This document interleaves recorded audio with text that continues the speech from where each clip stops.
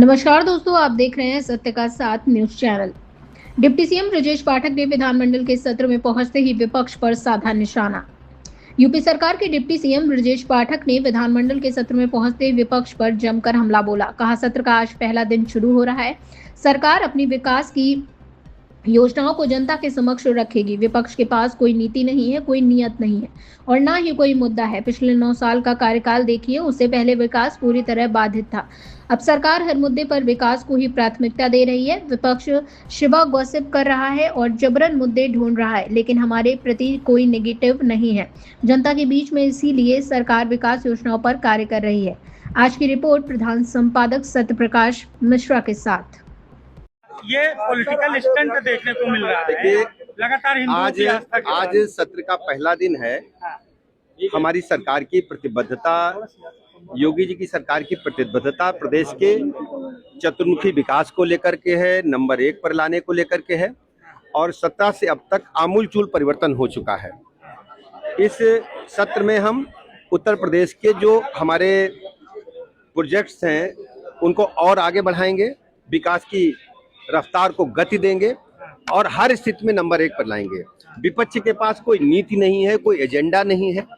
पिछले 10 सालों में, लगभग 10 सालों में हमारी सरकार ने उनको कोई मुद्दा नहीं दिया है।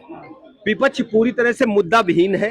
वो ढूंढ करके केवल गॉसिप्स के जरिए मुद्दा लाना चाहते हैं, लेकिन जनता के बीच में कोई भी हमारे खिलाफ निगेटिविटी नहीं है। समाजवादी पार्टी और कांग्रेस और विपक्ष पूरी तरह से एक्सपोज्ड हो चुका है।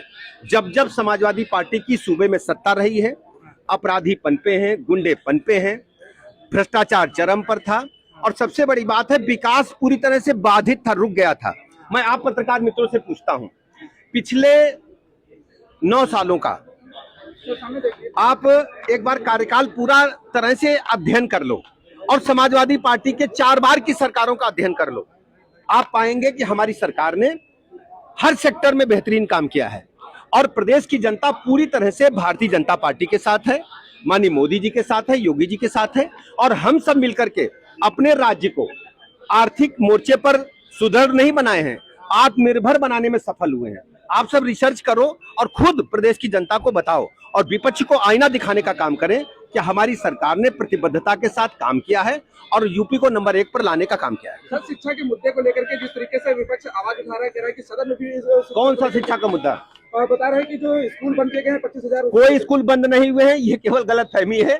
स्कूल तो इनके रिजीम में बंद हुए थे, भैंसे बनती, तबेले थे, भूसा भरते थे समाजवादी पार्टी के नेता स्कूलों में। सर, ये जो पॉलिटिकल स्टंट हो रहा है, एक धर्म विशेष की देखो, यो बात ठीक नहीं है। विपक्ष का यहाँ मुंह की खाक परी।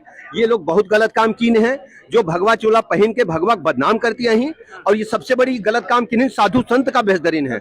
साधु संतों ने ही इस संस्कृत को बचाने का काम किया है। भारत माता पर जब जब अस्मिता पर हमले हुए, मुगल कालीन हो चाहे अंग्रेजों के द्वारा हो या अन्य, मैं इतिहास में नहीं जाना चाहूंगा, हमेशा साधु संतों ने ये जो 14 अखाड़े हैं क्या है, 13 अखाड़े क्या है, नागा संस्कृति क्या है, ये हमारे सिख गुरुओं ने क्या किया। हमारे सिख गुरुओं का अपमान है। अगर सनातन संस्कृत का कोई अपमान करता है तो हमारे सिख समाज का अपमान करता है। सिख गुरुओं ने अपने प्राणों की आहुति दे दी। हमारे सनातन संस्कृत के अखाड़ों ने अपना सर्वस्व बलिदान कर दिया।